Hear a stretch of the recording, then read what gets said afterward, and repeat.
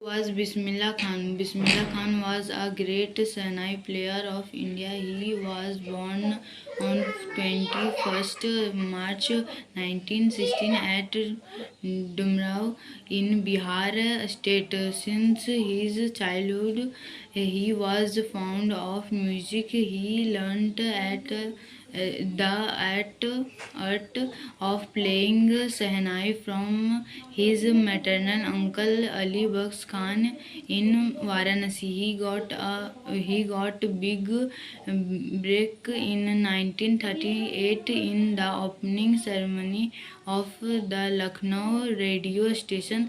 He visited USA, Afghanistan, Lincoln's Hall, and other countries. He was the first who played Shehnai from the Red Fort of New Delhi. For his dedicated he was for his dedication, he was awarded by Padma Shri, Padma Vibhushan, Bharat Ratna in 2001. uh, Ustad